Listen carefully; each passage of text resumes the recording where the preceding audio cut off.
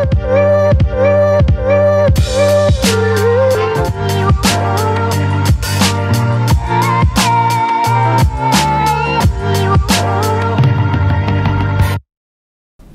sepak bola, teman-teman netizen atau warganet yang saya hormati semuanya. Welcome back ke konten terbaru dari channel YouTube Triple B. Dan di konten terbaru hari ini, sesuai dengan permintaan kalian, saya ingin memberikan analisa dari dua pertandingan Liga 1. Yang pertama, pertandingan klasik antara Persebaya versus Persija yang berakhir untuk kemenangan Persebaya dengan skor tipis 2-1. Dan yang kedua, antara Persib versus Borneo FC yang berakhir untuk kemenangan Persib juga dengan skor tipis 1-0. Dengan hasil akhir ini teman-teman berarti untuk sementara Persebaya berada di posisi puncak klasemen Liga 1, diikuti Persib yang berada di peringkat nomor 2 dan Borneo FC yang berada di peringkat nomor 3. Sedangkan Persija berada di peringkat nomor 6. Tapi kalau kita melihat klasemen sementara dari Liga 1 di awal musim ini, maka selisih poin antara tim-tim yang berada di zona papan atas itu tidak begitu jauh. Bahkan tim yang berada di peringkat nomor 1 sampai tim yang berada di peringkat nomor 4, selisih poinnya tuh sangat tipis. Ya artinya memang persaingan di awal musim ini sudah berjalan dengan sangat ketat. Dan saya harapkan persaingan seperti ini bisa dipertahankan jelang akhir musim, agar tentunya kita semua penasaran. Kira-kira tim mana nih yang bisa menjadi juara dari Liga 1 musim ini. Dan seperti yang selalu saya katakan teman-teman di channel ini, bahwa sebuah tim itu bisa meraih kemenangan di sebuah pertandingan yang besar atau juga pertandingan yang penting adalah jika tim tersebut bermain secara efisien dan juga efektif. Efisien dalam urusan bertahan dan efektif dalam urusan menciptakan peluang dengan tujuan untuk mencetak gol agar bisa meraih kemenangan.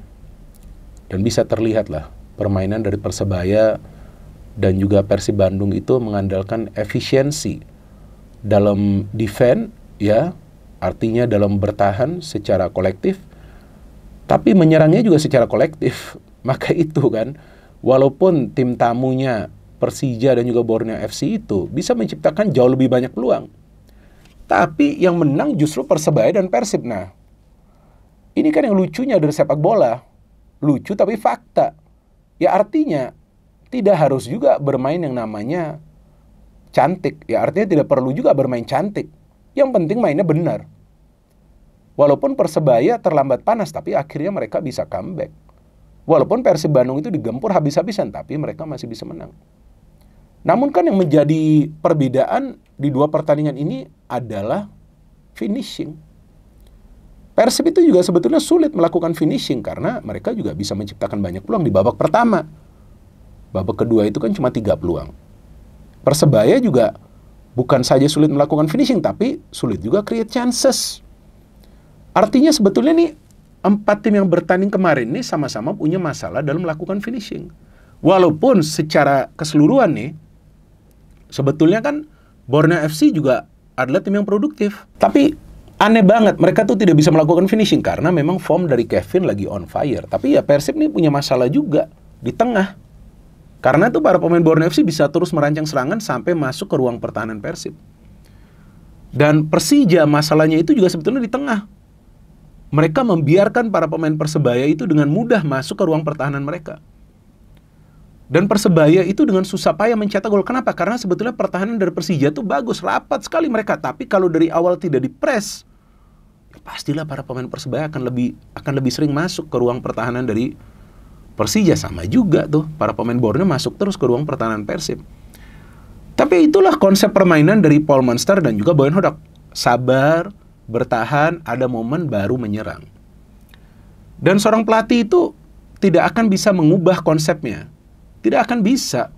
Dan sejauh ini Paul Monster berhasil kok. Ya memang nggak perlu bermain cantik, yang penting bisa menang, mendapatkan yang namanya 3 poin. Dan Persebaya belum terkalahkan loh di kandang mereka sendiri. Dan tim yang banyak mencatat clean sheet, kalau nggak salah sudah 6 clean sheet dari Persebaya. Persib Bandung bahkan belum terkalahkan secara keseluruhan, kan satu-satunya tim yang belum terkalahkan.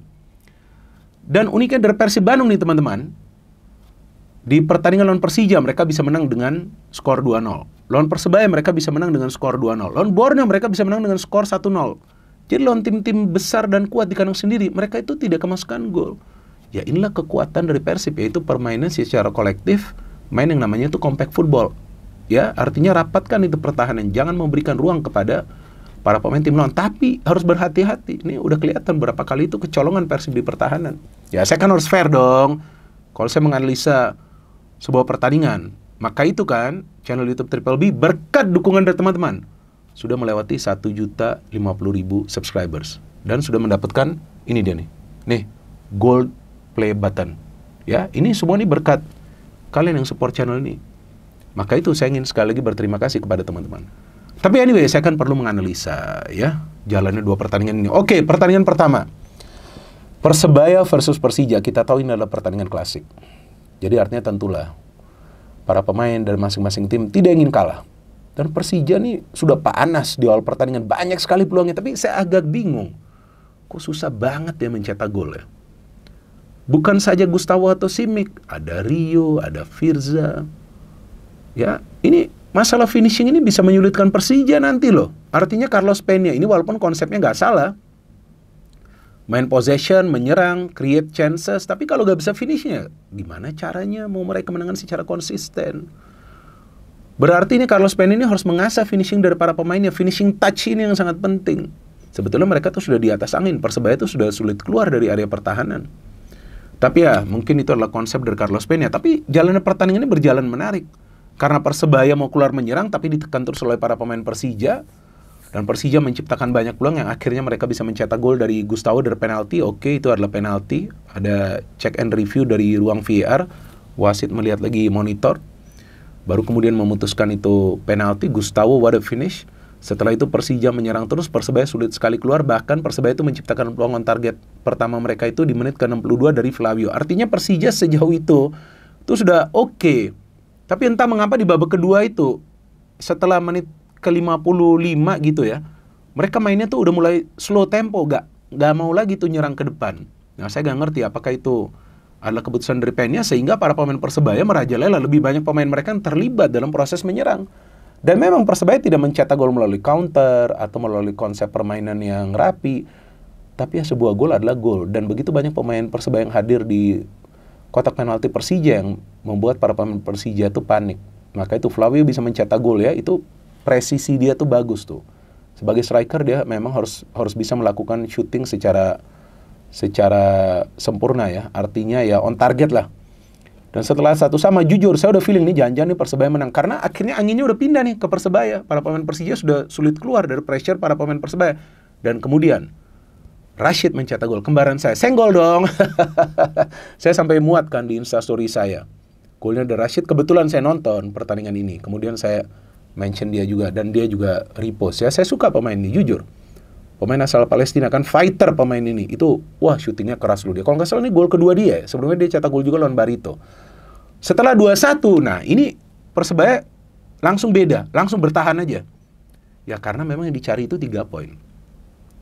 Jadi saya harapkan supporter dari Persebaya juga, ya ini kan hanya saran saya ya. Saya kan bukan siapa-siapa, saya hanya seorang pengamat ya. Bahwa kalian sabarlah. Dan jangan banyak mengeluh soal gaya bermain. Karena ya ini tracknya Persebaya ini lagi benar. Dan kalaupun ya Persebaya nanti sulit mempertahankan konsistensi, ya itu wajar karena banyak pemain baru. Yang penting mereka tuh fight di atas lapangan, gak gampang loh. Fight di atas lapangan seperti itu di pertandingan kemarin sore. Dan Persija tuh bisa saja skor menjadi 2-2, tapi gimana finishingnya? Simic juga gak beruntung itu kan, sundulannya terkena tiang dalam terus keluar. Anyway, good win for Persebaya. Dan sekarang pertandingan kedua antara Persib versus Borneo FC kan saya yang siaran nih. Ya walaupun saya kan netral ya. Kan selalu saya katakan Triple B itu bukan saja singkatan dari Bola Bung Binder, tapi juga artinya Binder bukan bobotoh. Walaupun ya memang mayoritas fans dari channel ini adalah bobotoh. Dan saya sangat berterima kasih lah teman-teman yang merupakan fans dari Persib itu mendengarkan saya. Dan saya suka sekali fans dari Persib ya. Ini jujur ya. Karena walaupun saya kritik tim kalian, tapi kalian juga tidak menyerang saya. Ya sorry, karena saya memang harus jujur. Kalau ada kritikan, saya perlu menyampaikan kritikan, tapi kan nggak mungkin, nggak akan pernah mungkin lah saya menghina apalagi menghujat pemain, pelatih, nggak mungkin. Ya, karena ya kita harus fair lah, nggak gampang menjadi pemain ataupun pelatih. Jadi ini adalah pertandingan yang penting bagi Persib, karena kalau mereka menang, mereka akan mendekat ke Persebaya. Dan bagi saya, ini pertandingan bagikan final. Gila! Persib main dengan intensitas permainan. Ya, dari menit-menit awal tuh sudah menekan para pemain Borneo. Jadi Persib ini timnya agak berbeda. Kalau skornya masih 0-0, mereka akan bermain terbuka. Tapi pada saat Dedi itu keluar tuh sebetulnya mulai sulit loh Persib. Namun bagusnya McLock tuh bisa mengambil alih peran dari Dedi kan, bermain sedikit ke tengah, kasih umpan-umpan yang akurat. McLock ini bagus sekali loh di Persib Bandung. Jujur, saya berkali-kali mengatakan ini pemain yang bagus loh. Adam Alis main oke lah permainannya, tapi saya ngelihat Hen ini kenapa ya? Dia bekerja keras luar biasa, gak perlu diragukan, tapi kok udah maju begitu kok kepleset gitu, gak bisa kasih crossing. Apa terlalu bersemangat atau seperti apa itu? Padahal itu momen transisi yang sangat penting. Kemudian dia juga mendapatkan peluang kan untuk mencetak gol. Oke, kerja keras boleh, tapi ya jangan lupa untuk mempertahankan konsistensi untuk memberikan crossing. Karena Hen ini kan adalah fullback, tapi babak kedua dia kasih tuh satu umpan kunci kepada Dimas kan, yang Dimas memberikan crossing ke Tyron, tapi off target. Namun peluang target pertama itu dari Borneo FC, dari Leo Gaucho, hampir itu gol.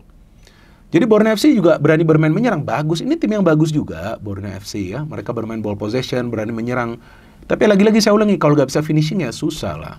Dan ini adalah kekalahan kedua dari Borneo kan, sebelumnya kalau lawan Persis Solo.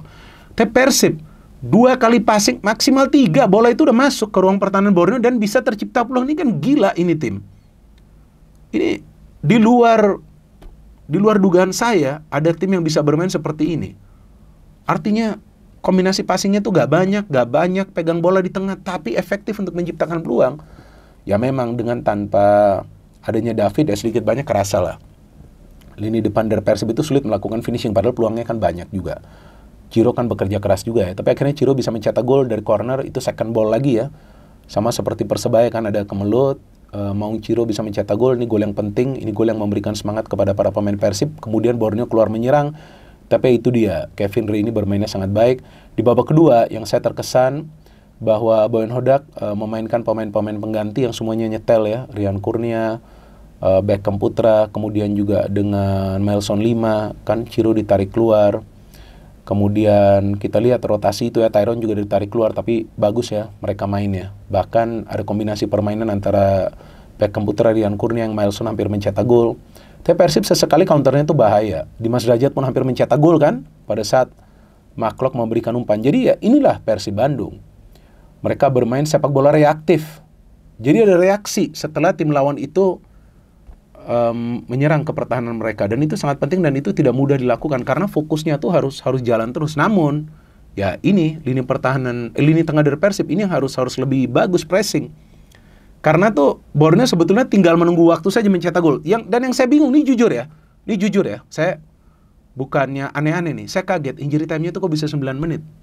Saya kaget banget, dan itu yang menjadi bahan pembicaraan kami di studio. Lah kok bisa 9 menit ini? Padahal ya ada gak pengecekan VAR? Gak ada juga, gak banyak juga pertandingan terhenti. Ya mungkin wasit bisa mengkalkulasi dengan baik, saya gak tahu. Mungkin saya yang salah kalkulasi dan teman-teman juga tidak menghitung ya di studio ya.